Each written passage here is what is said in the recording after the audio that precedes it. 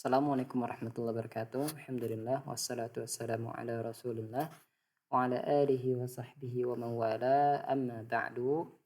Kita sekarang sudah memasuki kategori karyawan ya.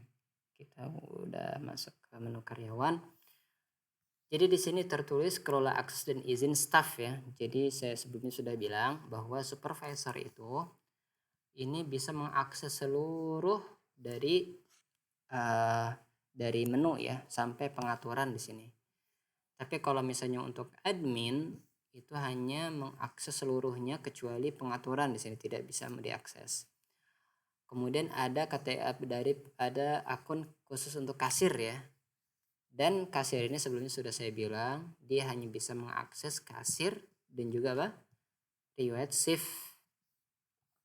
Kalau misalnya kita mau tambah atau kita mau ubah di sini ya kita tinggal ubah saja begitu. Namanya juga di sini namanya siapa ini pakai bahasa Arab afwan ini secara default sistemnya begitu, bawaan sistem.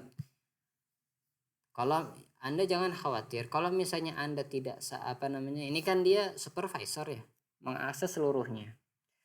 Kalau misalnya Anda lupa untuk menghapus karyawannya, ini malah Anda menghapus supervisor yang dia mengakses seluruhnya, ini tidak usah khawatir ya. Kalau misalnya saya hapus ini tidak bisa begitu ya. Karena kenapa?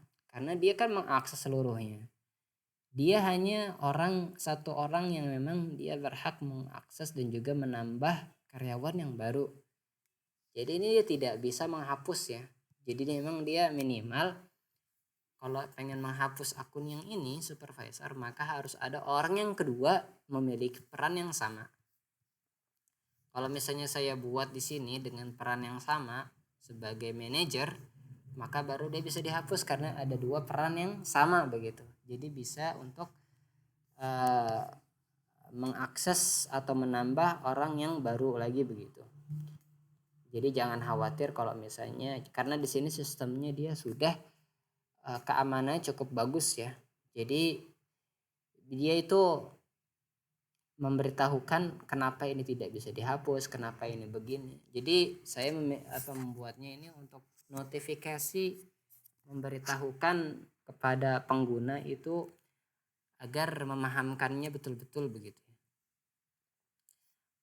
Selesai di sini ya. Jadi hanya karena sebelumnya sudah saya jelaskan sebagian, jadi tidak perlu ditambah lagi. Mungkin ini saya tambahkan di sini ya. Jadi kalau misalnya ada kasir yang atau pelanggan ya, bukan pelanggan, sebutannya apa, karyawan ya. Kalau ada karyawan di tempat Anda misal lebih dari satu orang yang sebelum saya jelaskan dan itu berbeda dari jadwalnya, maka Anda tinggal tambahkan di sini misalnya Budi ya namanya. Untuk login di sini misalnya kita buat Budi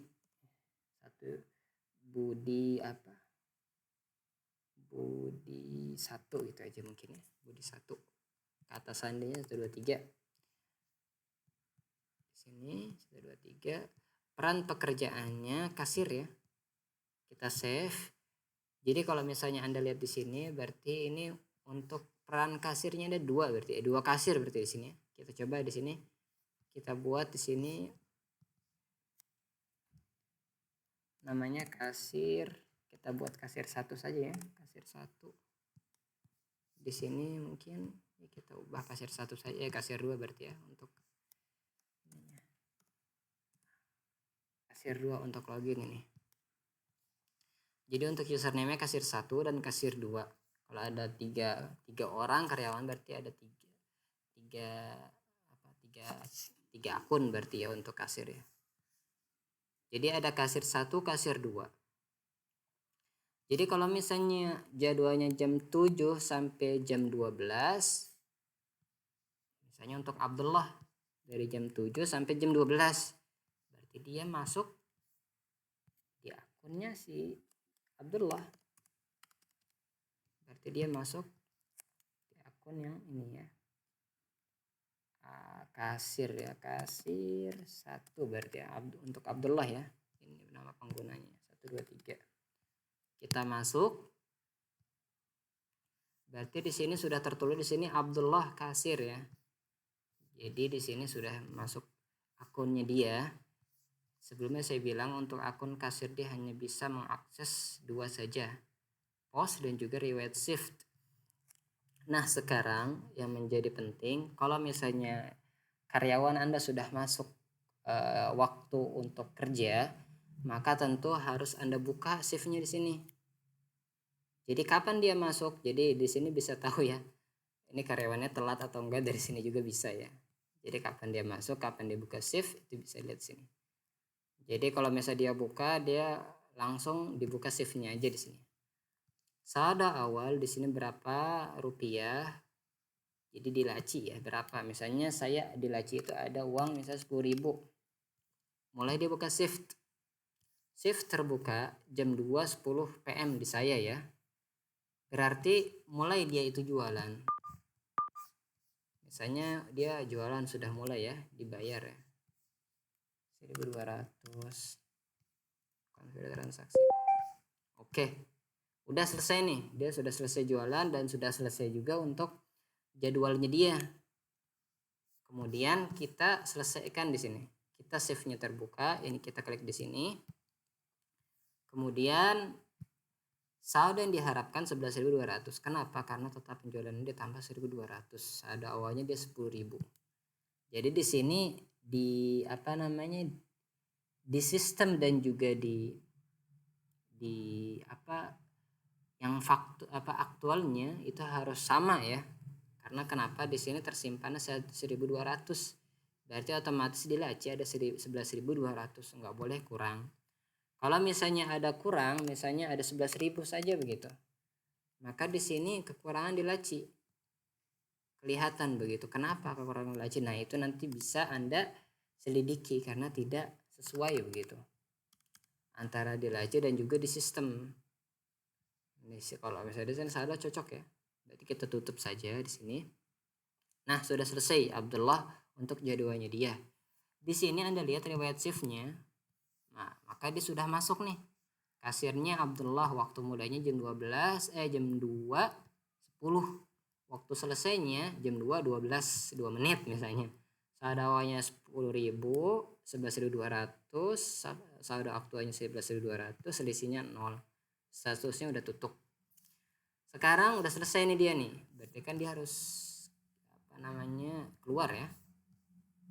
Tentu saja kalau misalnya ini kerjaan di satu komputer ya. Kalau misalnya beberapa komputer, misalnya kasir Abdullah ini dia di komputer yang kedua, nanti kita akan bahas ada kasir yang terhubung satu sama lainnya gitu ya. Jadi dia tidak keluar masuk dari antara supervisor sama kasir begitu ya. Jadi misalnya di sini emang khusus untuk kasir dan satu lagi khusus untuk supervisor begitu. Karena ini saya pakai komputer satu aja gitu, maka di sini saya keluar ya, karena dia sudah Abdullah misalnya dia ini sudah selesai, maka dia sudah tutup akunnya dia 123. Sekarang saya bos misalnya, saya ingin melihat akunnya dia, akun supervisor ya. Admin 123, saya masuk.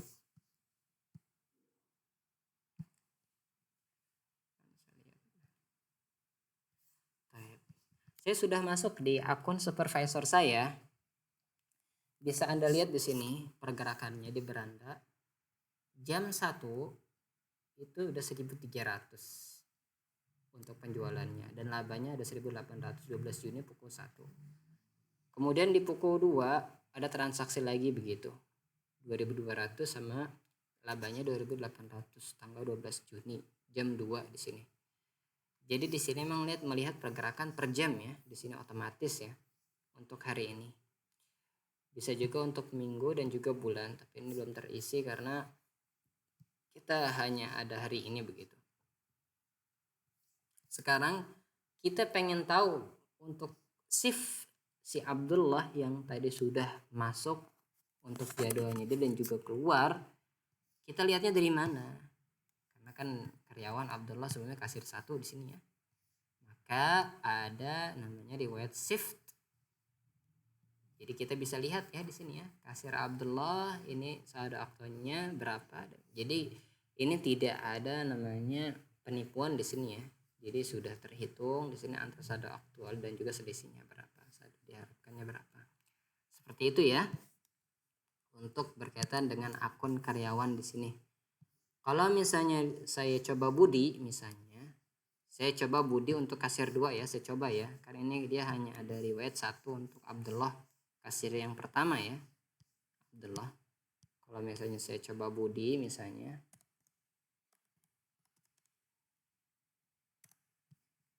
Kasir yang kedua ya, kasir 2 si Budi nih. Akunnya dia. Kita coba sama ya di sini ya. Untuk riwayat shift-nya dia belum ada ya. Untuk hari ini buka shift berarti dia buka shift baru. Total misalnya di laci ada 5.000. Saya coba jualan ya. Contoh, saya coba jualan, bayar 1.200. Berhasil. Kemudian shift saya tutup di sini, saldo aktualnya berarti 6.200 tanpa kurang, atau misalnya saya ada yang kurang misalnya 6.000 misalnya kurang 200 ya, tutup shift ya, kurang misalnya di laci kurang dari sistem ya, beda ya. Riwayat shiftnya kita lihat Budi, saldo aktualnya 6.000, di laci hanya 6.000, selisihnya 200 ya. Nah jadi kita bisa tanyakan nanti ya supervisor, kita tutup dulu akunnya dia. Kita masuk lagi ke supervisor. Ya memang ini bagusnya ya untuk kasir komputer sendiri, untuk supervisor dia sendiri ya. Jadi tidak usah keluar masuk sebenarnya untuk kasir dan juga supervisor ya. Agar biar lebih tertata saja begitu. Tapi kalau tidak menjadi masalah karena dia setiap aplikasi ini dia sudah tersimpan dari, sudah ada namanya database tersendiri dia ya. Jadi setiap aplikasi ini sudah ada database tersendiri begitu. Jadi tidak perlu khawatir data hilang begitu. Ini sudah selesai ya berarti karyawan ya. Untuk Budi kita coba lihat riwayat shift-nya. Budi di sini kita lihat di sini selisihnya minus 200 begitu. Bisa Anda tanyakan kenapa ada minus 200, untuk hal apa begitu. Jadi di sini emang yang tersimpan berarti saldo aktualnya ya, yang 200 berarti tidak masuk ke ke laci ya. Yang masuk itu hanya ada di sini ya. Kita akan lihat di sini masuknya. Kemudian untuk riwayat aktivitas ini kan sudah selesai, kita karyawan di sini ya, sudah selesai ya semua ya. Kemudian ada riwayat aktivitasnya di sini. Ada riwayat aktivitas. Anda lihat di sini manajer berhasil masuk, kemudian Budi itu keluar. Di sini ada tutup shift-nya juga, transaksi penjualan. Jadi Anda juga bisa pantau di sini ya. Dan ini real time ya. Kalau misalnya ada komputer yang kedua untuk kasir dan Anda di sini sebagai supervisor, berarti di sini tinggal kita klik di riwayat aktivitas. Setiap ada transaksi masuk di komputer yang kedua sebagai kasir akunnya, maka di sini otomatis dia langsung terlihat di sini aktivitasnya apa saja begitu. Antara pemasukan dari transaksi yang ada begitu. Jadi di sini bisa dilihat di sini transaksi penjualan masuk keluar dari akun itu sudah kelihatan ya. Jadi sudah dan di sini ada peringatan juga di sini. Diharapkan hanya 200 aktualnya. Di sini ada peringatan kenapa kok bisa gitu. Dan ini kelihatan ya. Jadi semua log atau aktivitasnya itu sudah tercatat dengan rapih ya. Dan tentu kalau misalnya Anda sudah banyak di sini untuk riwayatnya bisa Anda hapus di sini. Demikian ya untuk saat ini kita sudah bahas alhamdulillah untuk karyawan dan juga riwayat aktivitas ya, semoga bermanfaat. Insyaallah kita akan lanjutkan di pertemuan yang akan datang. Assalamualaikum warahmatullahi wabarakatuh.